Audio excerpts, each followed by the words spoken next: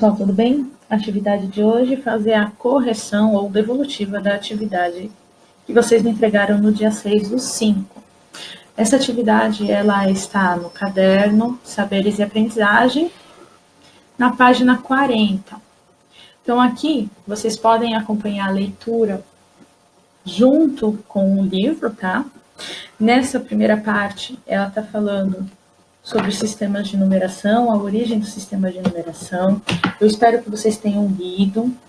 Aqui cita o sistema de numeração romano e o sistema de numeração decimal. Não vou ficar enfatizando com vocês, porque vocês sabem que isso é uma retomada. A professora já trabalhou com vocês isso em sala. Vocês têm até no caderno todas essas figuras desenhadas, tá? A gente vai começar a partir daqui. Então, acompanhe a leitura com a professora. Eles descobriram que um egípcio da antiguidade representava o número 53 como 5 calcanhares ou 5 ferraduras, 3 bastões. Eles perceberam que na representação do número 53, a ferradura aparece repetido 5 vezes para formar o 50 e foi escrito na forma aditiva. O que ele quer dizer na forma aditiva? É isso daqui, ó. Tá? São 5 ferraduras. 1, 2, 3, 4, 5 números 10. A mesma regra foi seguida para o 3. Então, eu tenho 3 bastões, cada bastão vale uma unidade, então eles fizeram 1, mais 1, mais 1. Isso significa forma aditiva. No sistema de numeração decimal ou sistema de numeração indo-arábico, professora, que sistema de numeração é esse? O nosso, o sistema de numeração que a gente trabalha hoje em dia. Ele recebe esse nome, sistema de numeração indo-arábico ou sistema de numeração decimal. Presta atenção no símbolo, tá? Porque eles não vão ficar escrevendo direto o sistema de numeração decimal, eles vão colocar SND e você tem que saber que SND é sistema de numeração decimal. O 5 está na posição das dezenas, representa 50, e o 3 está na posição das unidades. Os colegas, que colegas? Ana e João. Concluíram que os dois sistemas são aditivos, mas que o sistema de numeração decimal é posicional também. Você concorda? Justifique. Então, vamos lá. É uma resposta pessoal, desde que você tenha uma justificativa plausível, certo? Mas vamos olhar aqui. Resposta pessoal. Então, não tem muito uma resposta certa ou uma resposta errada. Você tem que colocar qual é a sua resposta. Você concorda que os dois são sistemas aditivos? Você concorda que o sistema egípcio trabalha com a soma? Você concorda que o sistema de numeração decimal trabalha com a soma? Mas que eles têm uma diferença, que é a posição do algarismo? Pensa e escreve, tá? Você vai colocar uma resposta pessoal. Aqui, você vai escrever a sua resposta. E depois, a professora vai ler. Continuando. João e Ana estudaram também o sistema de numeração babilônico. Olha, esse é novo, hein? A gente não trabalhou babilônico em sala. Esse sistema usava 2 símbolos, o cravo e a asna. O quadro a seguir representa alguns números em nosso sistema de numeração e nos babilônicos. Observe. 5. Cravo, cravo, cravo, cravo, cravo. 12. Asna, gravo, gravo. 24. Asna, asna, cravo, cravo, cravo, cravo. 8. Cravo, cravo, cravo, cravo, cravo. Cravo, cravo, cravo. Certo? Então a pergunta é, qual é o valor do cravo? Qual é o valor na asna? O que você entendeu? O que você enxerga aqui de relação. Vamos observar primeiro o 5 e o 8. O 5 e o 8 estão representados apenas com cravo. O número 5 com 5 cravos, o número 8 com 8 cravos. Então, a gente pode concluir que o cravo vale 1. Grava aí, o cravo vale 1. Então, eu tenho 2 cravos e uma asna, formando 12. Tenho 4 cravos e 2 na asna, formando o 24. Então, a asna vale 10. 10, 10, 20. 1, 2, 3, 4, 24. 10, 1, 2, 12. Tudo bem? Então, qual a resposta? Fácil. Cravo 1, asna 10. Vamos lá, vamos continuar. Exercício 3. Ó, o exercício 3 já está lá na página 42, estamos evoluindo. Compare o sistema de numeração da civilização egípcia com o da civilização babilônica. O que eles têm de similaridade na composição dos números? Ora, o que ele tem de similaridade na composição dos números? O mais simples de todos. O que eu fiz em ambos? Eu fui somando. Eu peguei o valor de cada símbolo e fiz uma adição, certo? Então, ambos usam o sistema aditivo, aditivo de adição. Vamos lá. Exercício 4. Nos números da civilização egípcia e Babilônia, podemos afirmar que eles têm uma composição aditiva? Justifique. Aqui, olha o que a gente escreveu. Ambos usam o sistema aditivo? Sim. Qual que é a minha justificativa? Eu já respondi na questão de cima. Eu já respondi aqui na questão 2. Ué, eu não falei que eles estão somando? Então, só completar a minha resposta aqui, tá? Com a sua justificativa. E o exercício 5 fala: e o sistema de numeração decimal tem composição aditiva também? Explique a diferença entre os dois sistemas estudados por Ana e João. Então, lembra lá na pergunta 1 que tinha a resposta pessoal? Você tinha que falar se o sistema de numeração decimal tinha composição aditiva? Então, você vai falar se tem a composição aditiva ou não. Diquinha, tem, ele é a partir da adição também. Mas vai explicar qual é a diferença entre os dois sistemas estudados, tá? Então, de novo, uma resposta pessoal, você vai falar qual a sua resposta com as suas palavras, só que nessa sua resposta tem que ter que o sistema de numeração decimal é composto por 10 algarismos. Como assim, professora? 10 símbolos, tá bom? Então, vamos começar aqui. Qual é o primeiro símbolo? 0, 1, 2, 3, 4, 5, 6, 7, 8, 9. Esses são os símbolos. São 10 símbolos do sistema de numeração decimal. Ele é posicional. O que significa ser posicional? 51 é diferente de 15. A posição importa. E é o primeiro sistema de numeração que criou um símbolo para o 0. Tudo bem? Opa! Vamos continuar. Terminamos a atividade 1, vamos para a atividade 2. A atividade 2 fala sobre o sistema de numeração romano. Também não vou ficar me aprofundando no sistema de numeração romano, afinal de contas, já trabalhamos com isso em sala de aula. Aqui estão vários exemplos.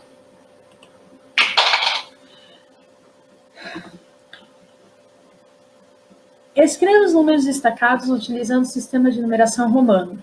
Vamos lá, século 21. 21, como que eu escrevo 21? 20 e 1. 10, 10, 1. Capítulo 19. Opa, a professora já falou isso com vocês na sala. Eu não posso repetir o mesmo algarismo 4 vezes. Então, o que eu tenho que pensar? 19. 10 mais 9. Aqui, ó. 1, 10. O que eu tô fazendo? A subtração, ó. Tudo bem? O ano em que estamos... Que ano que nós estamos? 2020. 2020, 1000, 2010, 2020. Parágrafo 4.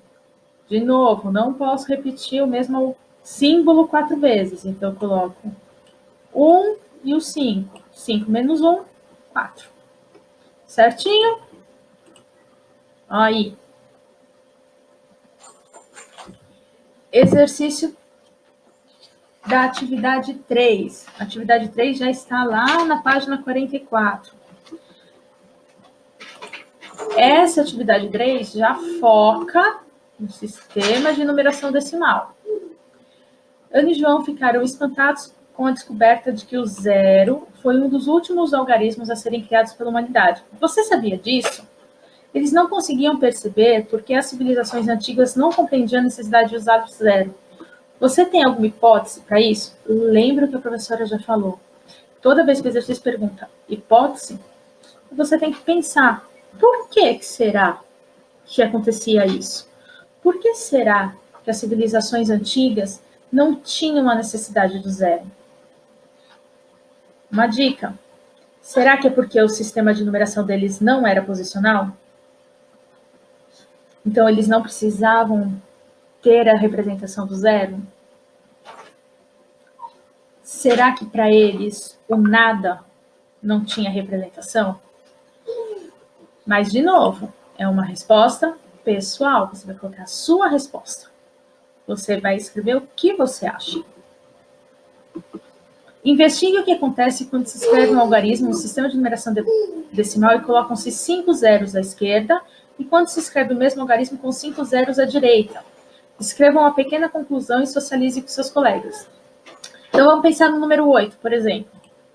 Se eu vou colocar 5 zeros à esquerda, ó. 1, 2, 3, 4, 5. Ponho 8. Que número é esse? Número 8, porque os zeros à esquerda, nesse caso, não tem significado. Agora, com 5 zeros à direita. 8, 1, 2, 3, 4, 5. Que número é esse? 800.000. Então, qual que é a conclusão? Que não é tão pequena assim. Como a gente está no sistema de numeração decimal e posicional, a posição faz toda a diferença. Toda vez que eu coloco um número, um zero à direita, esse número muda de posição. O algarismo significativo, no caso 8, muda de posição. Então, ele vai aumentando o seu valor. Aqui, ó. De novo, é uma resposta pessoal, mas aqui tem o exemplo que a professora acabou de dar para vocês. Lembrando que a gente tem que enfatizar que é um sistema de numeração posicional. A posição é importante. Atividade 4. Gente, atividade 4, presta muita atenção. Vocês vão precisar disso pro resto da vida de vocês. João descobriu que os povos antigos usavam pedras para fazer marcações numéricas, ou seja, cada pedra podia representar um animal, a quantidade de uma colheita, etc.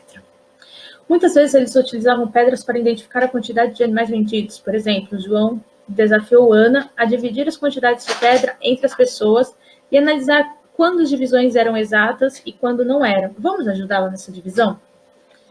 Então, vamos lá. Preste atenção aqui na professora. A Ana vai ter que dividir esses números que estão aqui, 100, 102, 103, 115, 116, 119, 120, 121, para 2 pessoas. Ou seja, ela vai fazer dividido por 2. Só que o João, ele não quer saber a resposta, ele quer saber se dá para dividir ou não dá para dividir. Se é exata ou se não é exata. Então, a gente vai entrar com as regras de divisibilidade. Regra de divisibilidade por 2. O número ele tem que ser par.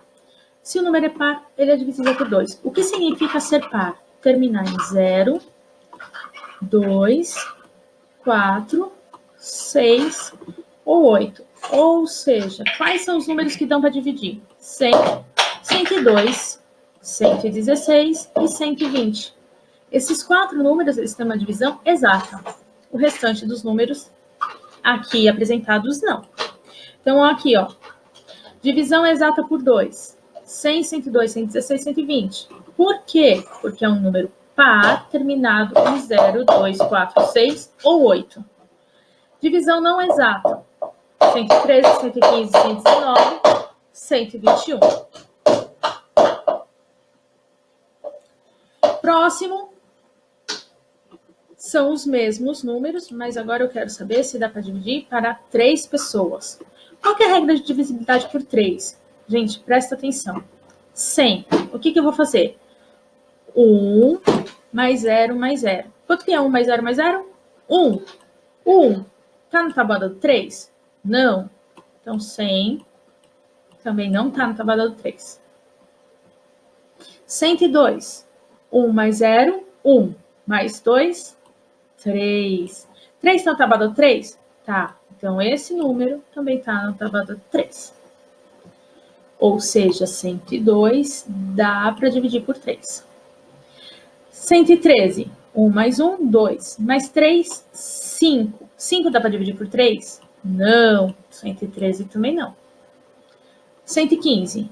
1 mais 1, 2. 2 mais 5, 7. 7 dá para dividir por 3? Não. 115 também não.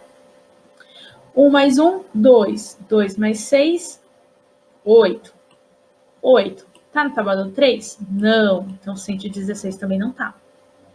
Aqui, 1 mais 1, 2. 2 mais 8, 10.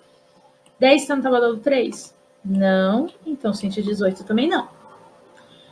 1 mais 1, 2. 2 mais 9, 11. Vamos supor que você está com dúvida. 1 mais 1, 2. 2 está na tabuada do 3? Não. 11 não. 119 não. 121. 1 mais 2, 3. 3 mais 1, 4. 4 está na tabuada do 3? Não. 121 também não. 123. 1 mais 2, 3. 3 mais 3, 6. 6 está na tabuada do 3? Tá. Então, 123 também tá. 124. 1 mais 2, 3. 3 mais 4, 7. 7 está na tabuada do 3? Não. 124 também não dá. A regra é sempre somar os algarismos. Então, quem aqui é divisível por 3? 102 e o 123. Certo? Vamos lá. A soma dos algarismos é divisível por 3. Próximo, divisão por 5 pessoas.